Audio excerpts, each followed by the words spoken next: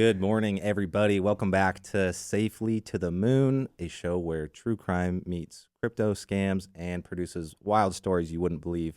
Today, we're going to be talking about a POS POS, vaporware, and how that got us to almost be the official cryptocurrency of the University of Utah. Right. So let's start with a POS POS. POS POS. Well, in the beginning, let's just remember, like, Wallet Connect was a huge thing. Mm-hmm. Everybody in the community, the SafeMoon community, kept hearing about it from Ryan. Ryan It was created SafeMoon it. Connect, right? It was SafeMoon Connect, not Mm-hmm. Wallet Connect. You're Yeah, right. SafeMoon Connect. And that was a development that Ryan brought to fruition, right? Mm-hmm. And was really pushing it out to the community, and the community was ready for it, right? Whether it was going to be used for gaming, for donations, more or less. Yeah, and if I remember correctly, it was a sort of point of sale. It was a sort of point of sale, but it seemed it was sold to me more like a crypto Venmo. Yeah, exactly. When you think know, about point of sale, you think about you tap your card, you Like a swipe your card, a transaction. transaction happens, and then Mhm. there's a cut, right? That goes to the company, or so on and so forth, Mhm. right? But that's how I saw it too, was a Venmo of sorts for crypto, which in reality was already created through Venmo, PayPal, Cash App. They were doing it for the big guys, right? But SafeMoon was trying to make it for the lower tier. But what was confusing to me was it was still two separate things. There was SafeMoon Connect, and then there was our point of sale. Right. Which the point of sale was non-existent, never existed. But that was actually the first thing. I don't know if you remember when I sat down with John in my interview. Mm-hmm. That was the first thing that he said when I asked, like, what am I going to be selling? He's Yeah. like, we're building a point of sale system. Right. And he pointed out the window at that BMW dealership, and he's like, we want people to buy cars with their crypto. Right. So your job is to sell our point of sale system to people like that dealership. Well, the idea, I think, for that even came from him paying for his car. Remember his Tesla Model X? Oh, yeah. Plaid, the Mhm. white one. Super nice. That, he bought that with Bitcoin. I didn't know that. Up in Logan. Yeah. Wow. I think it was when it was at, Like from a private party? Or did he buy it? it was a friend that owned a Okay. dealership. Right. Makes sense. And so that Bitcoin, I think it was he paid 40. It was when Bitcoin was at 40 something, maybe a little lower. So he spent So the guy 2 or got 3 it. Bitcoin on it. Yeah. He got a decent deal now. Yeah. But yeah. But and honestly, like, it's not a bad idea. It still is. And the No, I whole think it's a time we great were idea. there, you and I were pushing that so Oh hard my till the day gosh. that we quit, saying, hey, Yeah. where's this point of sale? Because really, the company that cracks that will make a ton of money. Because you think about it, 100%. there's cryptocurrencies have a 2 trillion roughly market cap. Yeah. So the pitch is like, hey, does your business want to open its doors to that? Because right Yeah. now, if you're Amazon and someone wants to buy something with crypto, you Right. really can't. If you're Costco, and it's not like that's going to happen a ton now, but like, do you want to be early, right? Do you Yeah. want to just open your doors to it? So like, it makes perfect sense. The company that can make that easy, where I can pay with crypto and it's very simple, and both parties don't have to be super Yeah. technologically advanced. Mm-hmm. That's a great idea, and that's what I thought they were building. Right. And that's where we were really breaking down that pitch of being early. You hit it right on the spot. Like, hey, there's companies right now, or back in when we were trying to pitch that or building the pitch for it, there were companies that were already starting to integrate it. Like Dish Network, they had Bitcoin. There were a couple, like Tesla was talking about Dogecoin doing it, right? Mhm. And everyone Yeah. was freaking out, and Dogecoin was going crazy, right? So there was companies back in that early stage of SafeMoon that were already starting to integrate. And that's one thing I saw John do a lot, was see other people move, and then he's like, let's do it. Mm-hmm. Like the whole Pepe thing. Mm-hmm. That was one of those things. But I digress. From there, he saw those people do it, and then he tried to do it quicker. But by Quicker. him trying to do it quicker means he just talked about it. He just Basically, talked, right? He just Like, talked about it. Like do he we even know if he would literally plant the seed, and then the people that were in charge would try to preach the gospel of it, and they didn't even know what they were talking about either. If you really think about it. Yeah, definitely. Right? We're gonna do this, we're gonna do that. Like, I know. Like, no, you don't, dude. Like Worm Tongue and the other person that was in that position after him, Mhm. like, they didn't know what they were doing. They hadn't Yeah. been in crypto. They don't understand the semantics. They don't understand the development side of it either, right? Yeah. So they were just hoping that whatever John said, because John was the knowledgeable one in that little whatever executive group, Mm-hmm. that it would work. And that's the thing too, is on the development side, SafeMoon didn't really have a ton of developers. No. And they outsourced everything. Yeah. I mean, we had a few, and there was like this team in Vietnam, and like, Yeah. but like, I would always laugh when people on Twitter would talk about the SafeMoon devs. I'm like, there are no SafeMoon devs. Like, everything is outsourced, and everything was outsourced poorly. And the POS to this day, I don't even think, like, did production ever even start? Like, did we even? Because we kept hearing things about it, and then just nothing ever happened. So what happened was, no, I don't think there ever really was a development like initiative to push it towards like, hey, let's build it. But there was a push to say, how can we get it implemented? And the way they were going to do that was through the exchange, right? Which makes sense which also never came out. Which never also came out, right? From a global aspect, I think that makes sense. Mm-hmm. If you could find a way to integrate a point of sale system into the exchange, and then sell that point of sales to other people, like it's a more or less, what is it called, a networking like hub. Businesses can then go to the exchange, and the exchange can then offer whatever, right? Mm-hmm. I think that's how they were trying to build it out, and that's from what my understanding. From the almost 2 years I was there was nothing. Hey, we're gonna do it. How? The exchange. I was like, all right. They just kept kicking the can down the road. They kept kicking the can down the road, and there were people that potentially were like trying to hold back a little bit because they didn't think it was gonna work, and so they're like, until they saw something that actually like could occur. That's another thing at SafeMoon that was a huge deal, is if you couldn't find it, you would just keep talking about it until you found a potential solution, and then you try to like dive head first. Great business plan, I guess. Terrible. But so going back to January of 22, so we were both fresh on the job. I was like bright-eyed, 3 weeks bushy-tailed. in. You were a week in. It was your first week, I'm pretty sure. First week. Yeah. And so, not only is, this POS coming out, but all these other crypto, DeFi, fintech products. And so especially in Utah. I just ate it all up. Utah was kind of going crazy about it. And at the time, SafeMoon we were a multi-billion-dollar market cap, so I'm stoked. We go to this conference, Restart Utah, and it's where a bunch of Utah companies, mostly startups, but, some players. And our job was to, hey, let's start building a pipeline for this point of sale system. Right. Which, again, the pitch was pretty simple. It's like, hey, do you currently accept crypto as payment? Everyone says no. Would you like to? Everyone says yes, but I don't know how. How? We say, okay, well, we're building something that makes it really easy. Hypothetically, if you could open yourself up to that $2 trillion market, would you? Yes. Cool. We'll reach out to you when it's ready. Right. And we got a ton of people saying sure. It wasn't even for like a point of sale, like for actual transactions. It was for donations, for other things like that. We talked to nonprofits. We talked to a bunch of nonprofits, and they were like, "Oh, we have so many people. We have big whales." They didn't say whales, but they said we have big individuals in our network that would be more than willing to pay with Bitcoin and Ethereum. And then Jonas and I are sitting there going, "Oh hell yeah, dude, we're really just pumping our fists like." 2 weeks in, we're already getting these huge like opportunities. Like these are bigger companies in the Utah Valley and Salt Lake Valley as well. Like there's millions of dollars running through these companies that we were talking to, right? Silicon Slopes. Shout out to them. But yeah, it was just like it was a huge eye opener for me at least, and for you too, right? And seeing the opportunity. I think that's the main word with SafeMoon. Is opportunity and potential. Yeah. It pisses me off to an extent, right? Because there really was.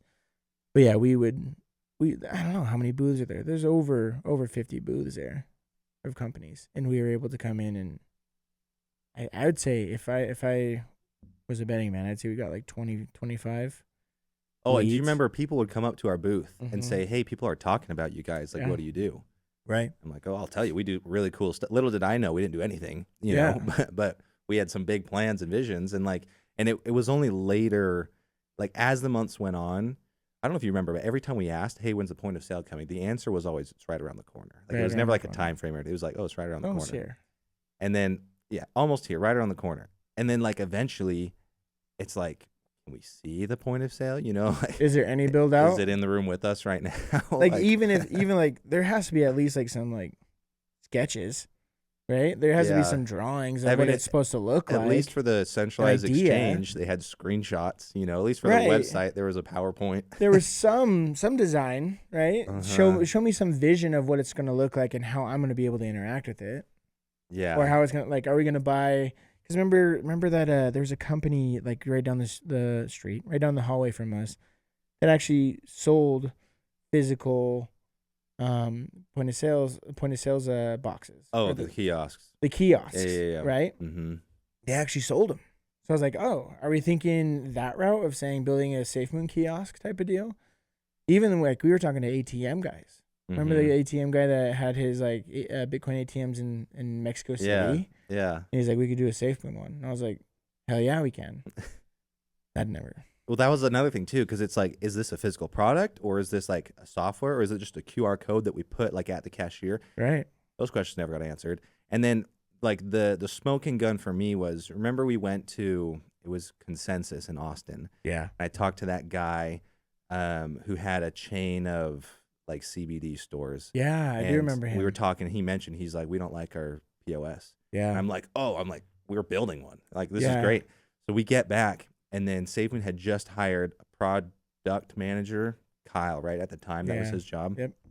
And we were told, hey, he's going to be in charge of POS. So we connected them. Mm-hmm. And I remember sitting on that call, and, you know, Kyle's brand new. He's asking these questions, and I realized, I'm like, we haven't started anything. Not at all. Nope. Yeah. I'm like, oh, man. You know, and you know, Kyle, who's awesome, right? They just threw him in, and he's now in charge of this thing that doesn't exist, never existed. And so that was really a moment for me where I'm like, what is going on? You know? We're a bunch of talk. Yeah. And then I felt bad. I thought that was the worst part for us because well, we were pushing hard. We had all these companies like waiting on Austin, Miami. We're going to Restart Utah. The worst part, I think, for Restart Utah was they're right down the street. Yeah. The other guys in Miami and Austin, like, obviously it feels bad, but you don't have that connection. You don't see them on LinkedIn every day, right? Like I do. I mean, thank goodness we didn't, you know, take deposits or money or anything, but we had a whole bunch of people like ready and willing for this POS that never came out. One of which, the closest we got, the University of Utah. Yeah. Because we met them at that conference. Yeah. And we were in talks with them for like most of that year. I would say about 6 months. And it didn't only just evolve around the POS. Like a POS would have been a huge part that of was it. like our entry. Right. That was the entry discussion. And then it moved to like potential like supporting their gaming team and a building that they were trying to do for their esports arena, right? And having us be a major sponsor in that. Yeah. Thank goodness we didn't. Yeah. Right? Because that would have been horrible for them. But at the end of the day, it was just like the University of Utah, I think, was forward facing and looking to advance their digital footprint in the college landscape, right? From going as far as saying potentially, I don't think that it would have been right away. It definitely would have been like a year-over-year process, maybe 3 to 5 years of actually incorporating some type of point of sale system that would allow digital currency to circulate through the University of Utah. But they were definitely sitting in that seat of being one of the first to really take over that, because there's a bunch of universities that have that forward-facing digital currency mindset, and they want to implement it and figure out how to even implement it into their curriculum, right? And I think University of Utah was one of the first to really, really, really dive into it. Yeah. Right? Which would have been awesome. Would have been cool. You know? Would have been so cool. It's like just being able to say, hey, you can pay your tuition in Bitcoin. You know? Right. How many people will? Probably not a lot, at least right now. But like, not a lot, but I'm saying like just in general, like think about these kids that have parents that are so heavily invested in Bitcoin. Oh yeah. And they just pay their tuition with it. And then you sit there. And donations, you know, would have been much bigger. The donations would have been huge. And think about they would have invested 20 grand in, and then Utah just sits there and in 3 months they're at 70 grand or 60 grand, right? So their return on investment would have been great. And like one of the big things that we pitched was, you know, not volume, right? Because, you know, we're not saying, hey, you're going to get all this.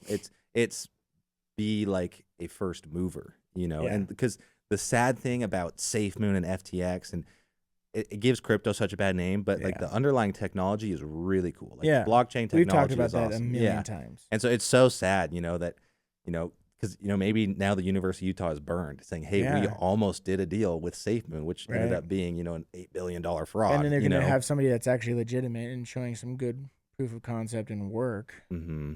And they're going to be like, no, we almost kicked the bucket there for a second. Yeah. Which, no. So that sucks. So the deal with them, and you kind of headed up this deal. It really, over the course of the year, and I think a big part of it was because none of our products ever came to fruition. It morphed so many different times. And the products that didn't come to fruition I don't think it was a huge deal, because I think they understand better than anybody else. It takes time to build something, whether it's a product or whether it's a department, whether it's a service they're offering or a payment system, right? But I feel like it morphed so many times because of specific people inside of SafeMoon that didn't want to make the move. And I don't know if it was, in my opinion, it wasn't because of SafeMoon. It was because of their pockets. How does this affect their pockets, right? Because at one point, I mean, you mentioned it, like we were talking about, hey, let's have SafeMoon just sponsor the esports arena. You like the development of it and like the naming rights and whatnot. And, that we were, the whole talk about the POS and any of the other products or the official cryptocurrency of the University of Utah was like, hey, that can be a future discussion. Let's just get our name up there. Let's have this partnership. That was a very real thing that got shut down. Yeah. And obviously, when you have a partnership like with your university like that, it's like broken down into specific criteria. Like, you pay this much over a standard period of time. This is what you get. Blah, blah, blah. Down the line in terms of a package offering. We went back and forth for 6 months. And finally, they're like, you know what? It doesn't look like this is going to happen. But obviously, we're still forward-facing. We want to see what you guys are going to do in the digital landscape. What if we just went as small as X amount for a sponsorship at a game, homecoming, or something like that, right? Yeah. And even that got shut down until that specific person, we'll keep calling him Wormtongue, got pushed out. He pushed himself out. Finally, we were able to have a discussion and have a sponsorship partnership for the Rose Bowl in LA, which was huge when Utah went to Rose Bowl. And unfortunately lost. But we were there. SafeMoon was there. It was not planned out very well. It was there. But we didn't, I don't know if we gave enough good assets to really put our name out there, but we were there. Like at the tailgate party. They had their screens up there, they had their truck, and it popped up SafeMoon, the Evolution, so on and so forth. So we finally came to something. But it was so small. You're just like, it sucked. Yeah, and the sad reality is that is really what happened. Like every time we tried to do any marketing, because that was a marketing play, especially at that point, more so than like a product adoption play. It was, hey, like let's we're coming out with these products, like we want to get more holders of the token, whatever. If we have a partnership with a big university, like that's cool. If we do marketing with a big university. But what happened again and again, this is one of our other points, is we had a marketing team that didn't do any marketing. Not only that, but we had a guy that oversaw expenditures, which we later found out. So he, shut down everything. Doesn't matter what it was. He just shut it down. Yeah. We found out later it's because he had negotiated with John that he got some ridiculous bonus if he cut expenses, and so he just cut everything. And that's why you saw an exodus of people leave SafeMoon. It wasn't because they needed to be fired. It was because either this kind of just light bulbed in my head right now. If you really think about the people that person let go, who initiated the issues? Right? That person came in and was just like a bull in a china shop, trying to find reasons to fire people. No, and he usually he instigated it. He instigated it with me. He instigated it with you. He instigated it with Dave, Charles, blah, blah. He was the instigator of all these issues that later became the firing reasons for them to let him go. I just thought about that. Honestly, now that you're saying, I'm going through my head the 15 or whatever coworkers we had that were fired or quit. Right. Every single one. It was an instigation of that specific person. Yeah. He had an issue with something that they did, right? And then they were then let go within a 2 to 3 month span, in my opinion. Yeah, every time too, and which is wild because the costs that he cut he'd push people out. Yeah. Real people that were doing work for the company. Yep. And he cut marketing to zero. Yep. But then we still let John spend $50,000 a month on his flat in Soho, and flying first class across the world on SafeMoon's dime, like stuff like that. So it's like, if you think about it as well, the people that were pushed out, obviously when it comes to like expenditures of a business, your expenditures will be always high when it's staffing, people that you hire work for you, right? Mm-hmm. Excuse me. So a huge part of his thing was like, hey, we're spending $750,000 a month or $1 million or whatever a month on salary. Cut that in half, or 75% of that with people I don't like and I'm instigating. We're good. Then I'm good because I'm hitting that bottom line, or I'm hitting that goal expenditure to where I am now. And he told us all the time, that's not how I get paid. It's like, yeah, that's how. Yeah. That's how you get your bonus. Not how you get paid, but that's how you get your bonus, right? Yeah. Yeah. That really just hit me hard.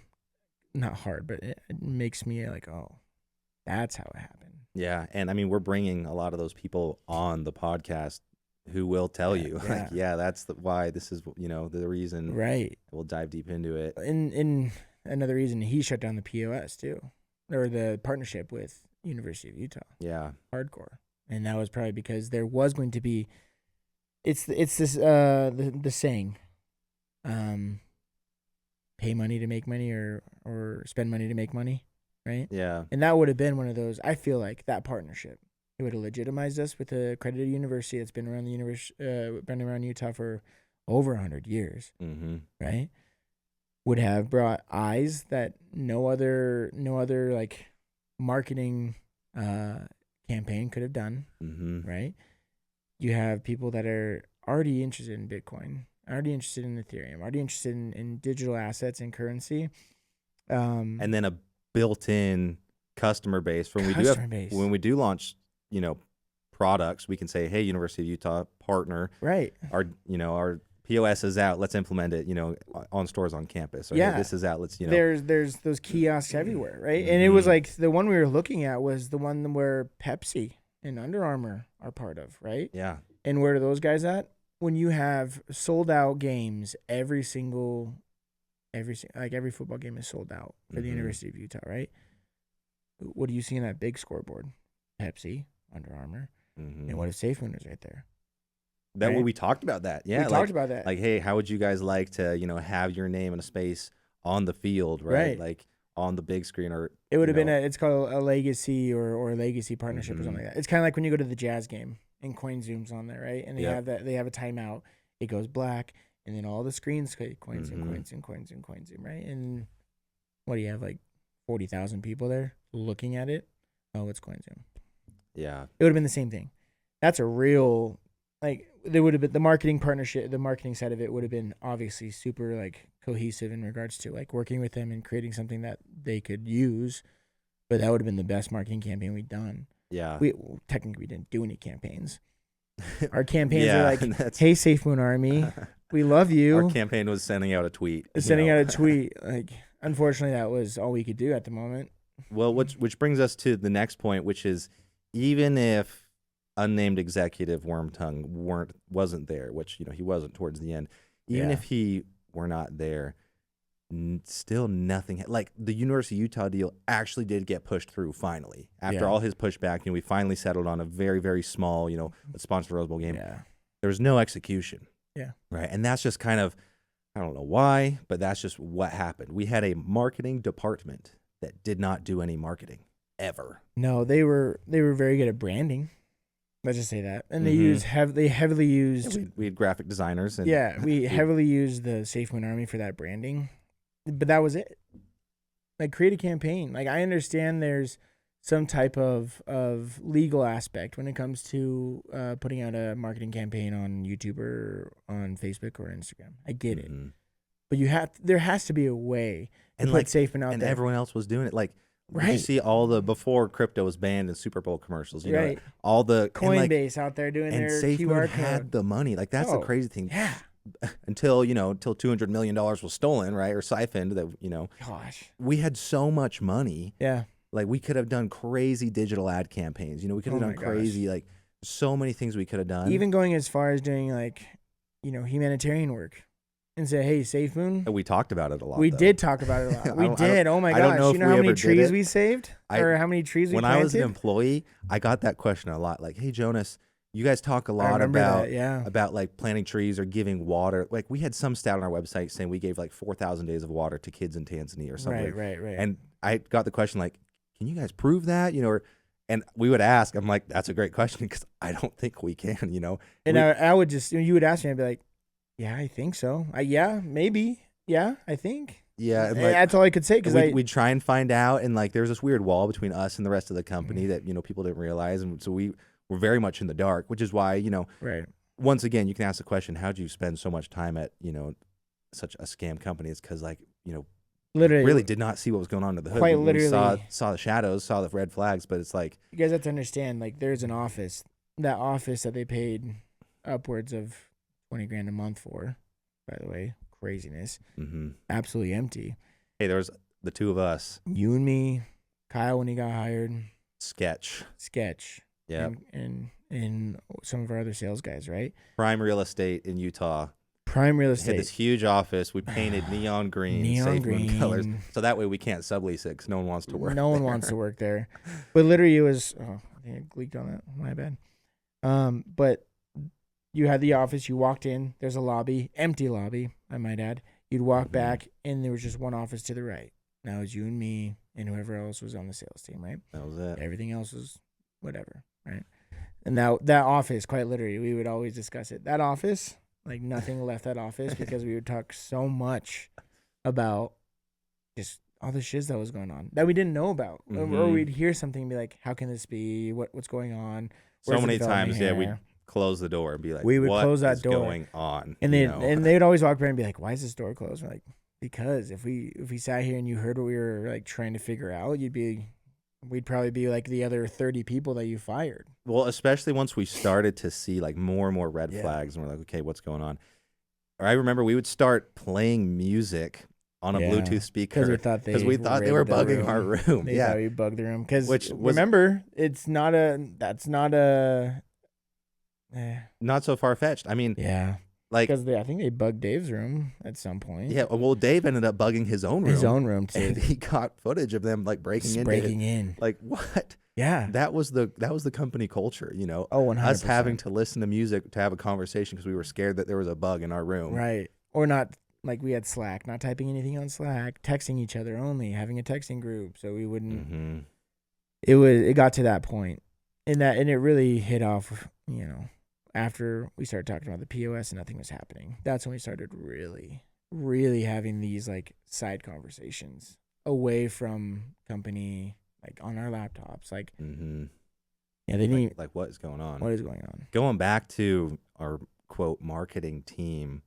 It's probably a good time to talk about gig. So full circle moment, the company I currently work for, I've known the founder for a long time. They do marketing software, really cool stuff. And I actually almost worked for them in the past. I do now. But at the time, this was probably like summer of 22. I'd been at SafeMoon for 6 months. Again, no marketing had ever happened. Yeah. We were struggling like every day, company was losing funds, which, we had no idea when we were going to run out or what, that was kept from us. We weren't making any money. We were making some money. Yeah. And that was because of our sales efforts. But I think I said in the first episode, I feel like those sales efforts were all put towards John's legal fees. Well, yeah, it must have been. Regardless, we knew we needed to do something. We were tired of marketing, not doing anything. And so I said, hey, there's this company I know, local company. They do really cool marketing. Let's bring them on. So I spoke to the founder. I pitched you on it. You said, this is awesome. I pitched John on it. And I still remember I like mapped everything out on his whiteboard. I said, hey, this is the software they do. These are the campaigns we can run. This is how we can leverage our current customers, get UGC. Well, that's the main thing, is it was UGC. And why do we need to push towards a UGC marketing campaign? SafeMoon Army. Yeah, which SafeMoon Army. that That would was have been the biggest thing. the biggest asset that SafeMoon ever had, Ever, arguably, ever. was the community. Yeah. Which turned into a cult. Kind of a sad story. Yeah. Still is. Believe it or To an not, there are extent. still people that believe in Safe. It's Even though the wallet shut down and everything. wallets shut down, companies liquidated, CEOs in jail. There's still people that. Right. Anyways, so I map everything out on John's whiteboard, and I remember he asked me how much does it cost, and I tell him, and I remember he laughed. He's like, oh, He's that's like, nothing. That's crazy. He's like, let's do it right now. So he's like, build a business case, present it to executive who must not be named. And that's when I knew, I'm like, this isn't happening. This isn't happening. It's done. Because how many times did that guy, Wormtongue, tell me, business case, business case, business case? That was just his cop out. That was his cop out for him everything. saying, I don't want to spend money, so give me a business Give case, me a and I'll business tell you case, why and your business I'll case say is no. wrong. And then he give us examples of people that have done business cases, and it's like, this is a totally different subject. You're like pushing, like, remember the business case for our old financial officer? Yeah. And he's like, this is a real business case, and it was like for $500. Yeah. For or not a marketing software, a financial software. It was $500, and he's like, this is why we need business cases. I'm like, we're like jumping over dollars to pick up pennies. Yeah, and like the sad thing is, I don't even think to this day, I don't think John realized his incompetence. I think he just No, he did. He just didn't want responsibility. No, that's exactly it. Like, so he's like, I love this is awesome. I don't want to sign off on it. Make Josh, Right. And like in his mind, I believe he still thought it was going to happen, Yeah. Anyways, I ended up make a business case presented to Josh, and he hates it, right? For some reason. The reason is because it's spending money, which, cuts into his bonus. Whatever. So he tells me to make it. I ended up making so many different business cases. And finally, to our credit, and I think a lot of it was because we kept going back to John. We're like, dude, you just got to do something. And eventually we got it pushed through. We did, eventually. By the grace of God, we got it pushed through. Okay. So like finally, and this was such a battle. This took months for where it should have just been like, cool, let's do it. Because it was so inexpensive. And it would just $20,000. It would for a year license. I think it was less than that. It was 20. Are you sure? Because I think it was like 12. I remember it being 12. Oh, it was originally 20. But then we had a discussion and so it dropped down to 12. So it was literally just nothing. For a year license. For and we say really cool software. $12,000 is a lot of money. Let's just say that $12,000 is a lot of money, but for what the biz, like SafeMoon in general, what they had to spend on marketing and sales and things like that, $12,000 is like $20. Yeah. And that's like legit, right? So that's nothing. And it would have created such a campaign. The movement on that campaign would have been so relevant. And we were stoked too, because to this point, no marketing had ever happened. And if you know business, like sales needs marketing to support. Like they work hand in hand. It's hand in hand. And we did not have any marketing besides a guy that would send tweets, and get some new logos or graphics. Literally, right? I think we did more marketing on the sales side than marketing did on the marketing side. And that was from us creating having them create I guess they created their own sales because they didn't want us on the main Twitter. But we created our own sales Twitter and started pushing stuff that way, reposting, talking. Yeah. We did our own. We had to. So going back to one of the many iterations of the business cases that I had to make for this guy. I think it was like 5 or 6. I wanted to kill myself. Yeah. One of his also, pushbacks. by the way, a waste of time on your end. Oh yeah. Except like going out and trying to find leads and trying to find good businesses to work alongside us and partner with us.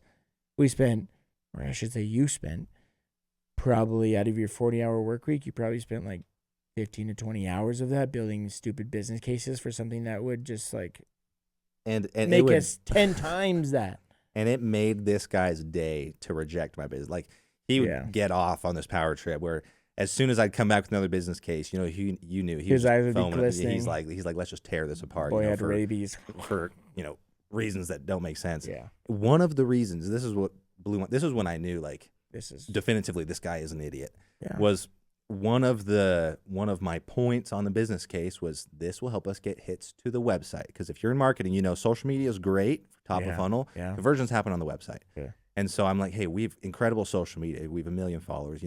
We do not do a good job consistently of bridging those to the website, having them bring out, that's our landing page, that's our click funnel, that's how we get users to our wallet, that's how we get, more products being used, whatever. It was a great point, and I had it mapped out, and he's like, well, wait a minute. If we have more people to the website, that's going to increase our server costs. Yeah. I'm like, sure, it's also going to increase our customers. Like what do you, and he's like, nope. He's like, if it increases our server costs, that's an expense and we can't do it. I literally thought he was kidding at first. Yeah. And I'm like, are you being serious? Like, you're actually like, Yep. I'm like, so you're telling me you do not want us to bring people to the website? Yeah. He's like, not if it increased our server costs. And so we were like back and forth and I'm still like, could not believe this wasn't even a conversation happening. Right. And then he's like, talk to, forget whoever's name it was that was in charge of infrastructure. It was some guy who I never met. Yeah. Who could have been an AI bot for all I know. He's like, talk to this guy and find out how much more our server costs would increase if this marketing campaign. And this is all hypothetical, by the way, because you don't know how many people are going to come in. Let's just do yeah. I'm like, okay. And so I remember talking to this guy, and he was also blown away. He's like, what kind of question is that? I'm like, I don't know, dude. I'm like, this guy just made me ask you. It was. And he's like, I know it was the guy that lived in Texas. Oliver. Yeah, something like that. Or maybe that was his last name. Yeah. I'm not going to say his first name, but it was Oliver. Okay. It starts with a D. Yeah. So I and it like, it wasn't even that bad. Like it was like, hey, if this marketing campaign brought 1 million more people to our website, our server costs would increase like minimally. Like, and so he's like, is this what you're looking? He's like, it was the weirdest thing. And so that was one of the hurdles I had to jump over. Well, if you think about it, if you look at that whole scenario, it's like he's worried about hits to the website, right? But he's willing to spend $300,000 a year on a billboard that had 0 hits to the website. Like, you're spending $300,000 for minimal engagement. Oh, yeah. I don't even know if people know that because we tracked the QR code on the billboard in Times Square, and like no one ever. Like, we had single-digit hits. Single-digit hits. But then they would blame it on like of a billboard in Times Square. They'd blame it on the dashboard and say the dashboard's broken, so you can't see the real numbers. But then you'd ask the marketing person, and he'd be like, "We didn't check it. Yeah, we did the same billboard. This is a whole other episode. Yeah, that John was telling me to sell for $1 million. We started to not John. Was it John? John. He told me. I remember he walked in. He's like, was doing the same thing. Yeah, he's like, New Year's Eve, that billboard is worth $1 million a night. Yeah, I'm like, $1 million a night. We don't even pay that for a year, and we had it for like 15 seconds. Yeah, every hour or something like that. Anyways, so going back, it was 3 spots for 15 seconds. Yeah, it was a lot, but but for the price and for what it brought to the company, yeah, there was a lot of those cultists. I hate saying cultists because I love the SafeMoon community. They were great and they treated us really well. But until I quit. You quit. Well, for you on your end, when you quit, they were like, until I started. He's the worst. Gosh, I hate him. But those guys really propped up that billboard like it was something to behold. It was like it was the second coming. What company? What kind of company? What crypto company do you see having billboards? I'm like, every single one of them. Like, yeah. And not to mention like that whole discussion you were just saying about the billboard and how we could sell spots for $1 million, whatever. It even went down to like the second COO. I'm not gonna say his name. Oh yeah. He was even trying to push that hard. I remember that was like a Hail Mary because that was right before I quit. I remember that was a Hail Mary. You got a couple people that were like, "Yeah, let's talk about it." I made money off of it. Yeah, we did. There was like 1 or 2, I think. Yeah, I subleased our billboard in Times Square. Made a little bit of money. Didn't make $1 million a day like John was telling me to, and so he was upset. But anyways, so going back to, we finally closed the deal with Gig. Yep. Finally. And we pay them up front. We pay them up front because we can. For the year's service. We could. And we were stoked. And what does John say? He says, all right, pass this off to so-and-so in charge of marketing. Nothing ever happened. To this day. I ended up leaving and joining Gig. And even when I left, the person that was still there, I don't want to say his name, we know who it is, right? Who they pushed off to Miami. Mm-hmm. I kind of told him he should go. He loved it. Let's just say that. But anyways, he was in Miami trying to push the campaign himself. And that's like almost I remember 2 years in, right? After I had left, it was like a year and 10 months when I left. And then about at the 2 months mark, he was trying to start the campaign again with you. I at the helm. had multiple calls, not only with him, but with the other person in Mhm. marketing. It was like, I'm like, hey guys, I actually work for this company now. I can still help SafeMoon. I mean, like, Mhm. no hard feelings, Yeah. like I Let's will just help. get something going. I'm like, you've already paid for it. You already have access. I set them up with, our onboarding specialist. We got them onboarded. I'm like, here's the software. I'm like, we can do the work for you. Let's run a campaign. Like, let's just have some success with this. Yeah. Never happened. And he was pushing hard. Mm-hmm. The person that was still at SafeMoon, or Connect, right? We had He some was great pushing ideas, so hard. And I spent a good amount of my time at Gig, like helping to formulate these campaigns and like the ideation, and nothing ever happened. And that's just kind of that is just the epitome Yeah. of SafeMoon. Once again, like I said in the beginning of this episode, opportunity and potential were its biggest, like the biggest things that could have ever happened. It had that ability to go so high and so far. I mean, they had, like, SafeMoon had the world in the palm of its hand, and to say they fumbled it, is understating it. They fumbled it on the 1 yard line, and then somebody and somebody picked it up and ran it for 100 yards to the other end zone. Yeah. And it's the DOJ and the SEC. Seriously. But yeah, it was so sad to see that. The point is, like, this episode was mainly focused on the point of sale and how it integrated into the University of Utah and all these other things. But yeah, there were so many good ideas, and let's not take away from the community. They had great ideas too, and a lot of them expressed those ideas, and they should have implemented those ideas. But I mean, a sad way to end the episode, but like, think about it. They had an $8 billion market cap, so much money, they had enough for $200 million to be stolen, according to the more SEC. than that, because John was the one that took 200. The other guys took some too, so it was like 200 and something million. So, ungodly amounts of money. Yep. A crazy community, Yep. which, is worth its weight in gold. Yes. If you have 1 million followers and, a lot of them are active, and like, they could have done anything. Like, and that's why we joined, because like, holy crap, this is such a good opportunity. And they just, the ones in charge saw opportunities to make themselves rich, and no one else wanted to do anything. And they did. And they did we were spinning our wheels. We ended up leaving, and in 2 years, they go from 8 billion to 0. Yeah. Negative, because they have creditors. Negative, I guess. They had to pay off the creditors. So even then, I think they still had money. Think about it. Just locked away. Don't get access. Somewhere.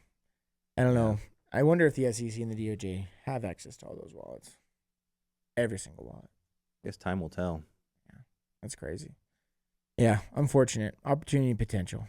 That's the main thing about this episode. So many good things could have come. That point of sale, dude. Oh, I'm so sad about it. Yeah, I know. We almost had that. What could have been. Yeah. So we have a few fun episodes coming up. We have some former coworkers of ours have a lot of stuff that I didn't even know. And it wasn't until I reached out saying, hey, Hayden and I are going to do this show. Yeah. Where I had people say, oh, I've got stuff. Well, yeah, I'm thinking that right now. Like, we're talking about our experiences. And let's just be very clear. These are our experiences, and we had no idea what was going on in the background just because it was so secretive. And you'll hear that more or less from the people that come in, because they know more than, like, they're going to talk about stuff that I probably and you probably don't even know about. Well, that's what I've said. I said, hey, like, don't tell me now. Like, tell me when you're on, so you can get our live reactions. Right. So yeah, and so that's gonna be really a couple good episodes. And from what you've told me so far, the people that you have lined up, like, I think it's gonna be great. Yeah.